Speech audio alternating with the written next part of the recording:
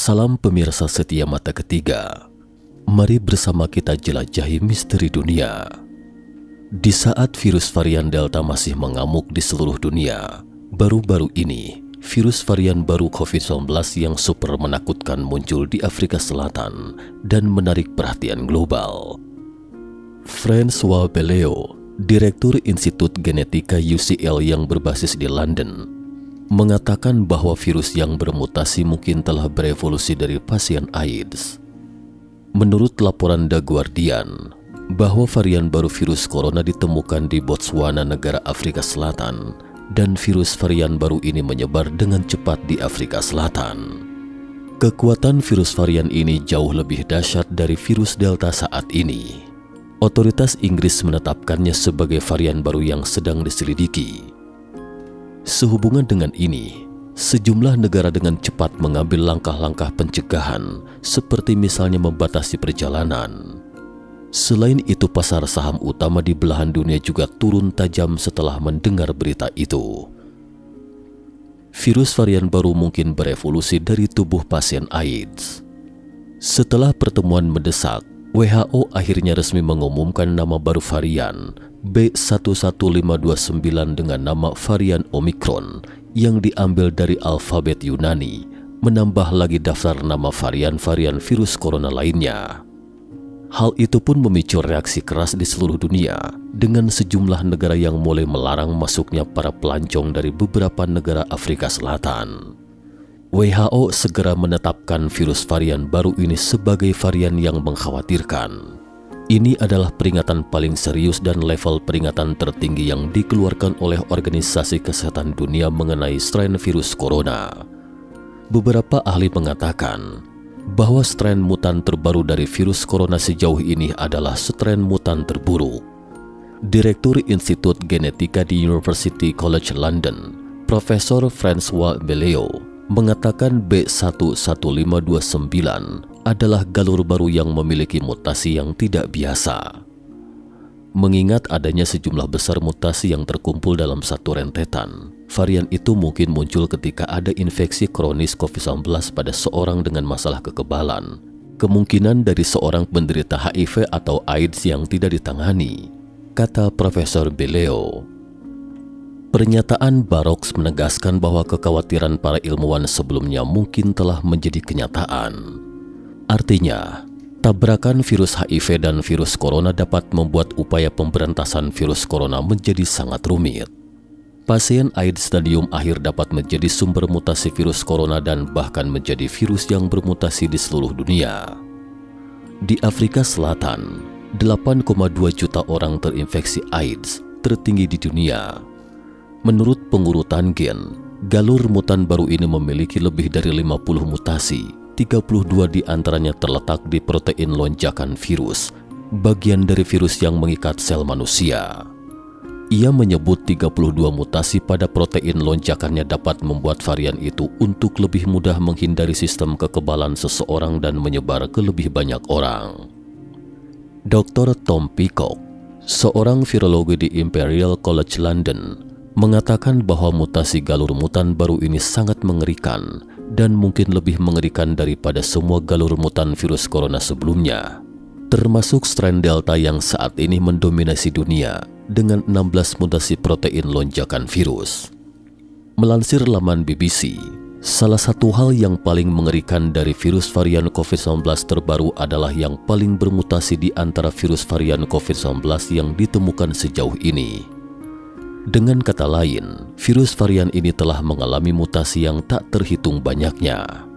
Profesor Tullio de Oliveira, Direktur Pusat Respon dan Inovasi Epidemi Afrika Selatan, mengatakan adanya konstelasi mutasi yang tidak biasa dan sangat berbeda dari varian lain yang telah menyebar. Varian ini memang mengejutkan kami karena telah melalui loncatan besar dalam proses evolusi dan memiliki lebih banyak mutasi dari yang kami harapkan, katanya. Profesor de Oliveira mengatakan varian baru ini punya 50 mutasi secara keseluruhan. Lebih dari 30 di antaranya terdapat pada spike protein taji protein, Bagian ini adalah alat yang digunakan virus untuk membuka pintu ke sel-sel tubuh kita sekaligus yang disasar sebagian besar vaksin.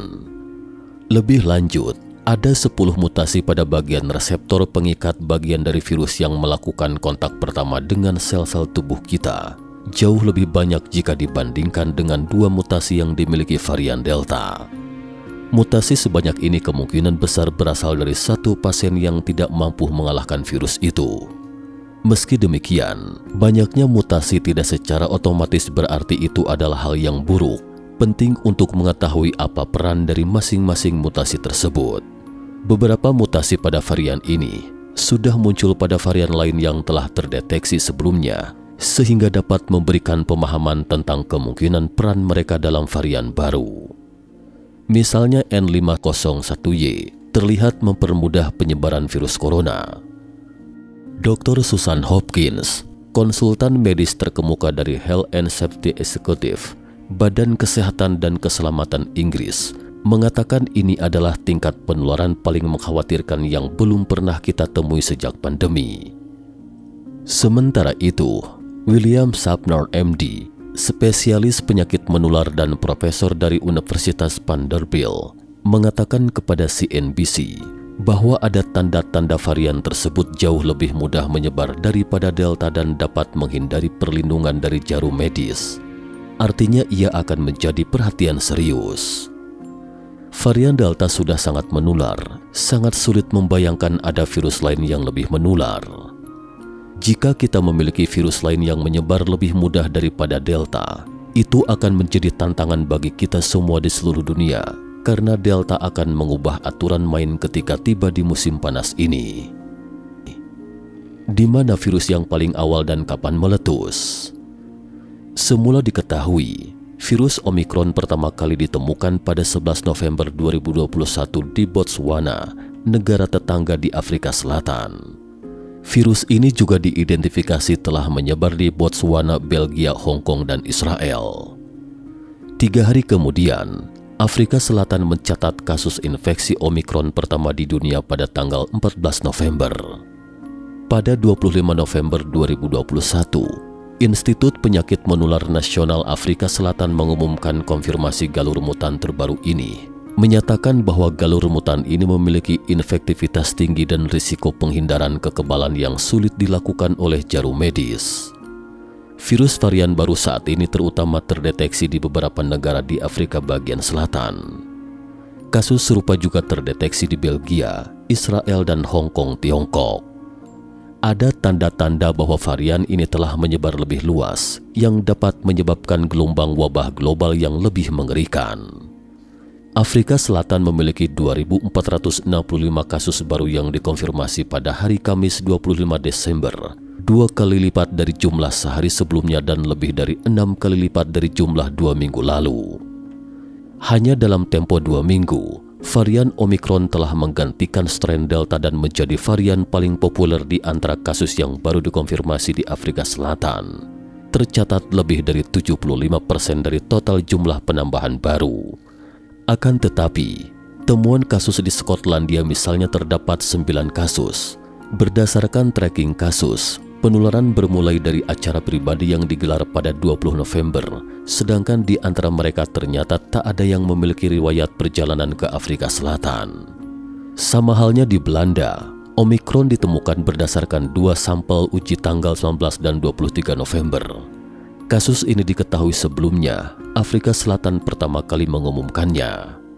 Sedangkan Omicron di Leipzig, Jerman dari seseorang yang tak memiliki riwayat perjalanan ke luar negeri dan tak memiliki kontak dengan orang yang ke luar negeri.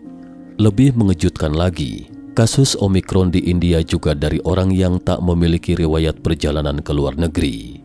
Jadi masih belum bisa disimpulkan bahwa virus ini pertama kali muncul di Afrika Selatan.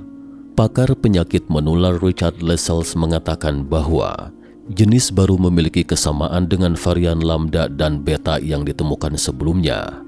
Keduanya terkait dengan penghindaran kekebalan bawaan. Ini menunjukkan bahwa galur baru mungkin tidak hanya memiliki penyebaran yang lebih kuat, tetapi juga dapat melewati bagian dari sistem kekebalan. Yang paling mengkhawatirkan adalah virus ini sepenuhnya tidak sama dengan virus awal yang muncul di Wuhan, Tiongkok. Profesor James Naismith, ahli biologi struktural dari Universitas Oxford, menilai kemunculan varian ini merupakan kabar buruk. Meski begitu, dia yakin ini bukanlah hari kiamat. Ia mengatakan kepada Radio 4 Today BBC bahwa varian ini hampir pasti akan mengurangi efektivitas jarum medis. Dampak yang ditimbulkan virus baru. Afrika Selatan baru saja mengumumkan varian baru pada 25 November 2021, mengatakan bahwa varian ini telah menyebabkan lonjakan kasus yang dikonfirmasi dari virus corona di Afrika Selatan. Dan sejauh ini puluhan negara telah melarang perjalanan ke dan dari negara tetangga seperti Afrika Selatan.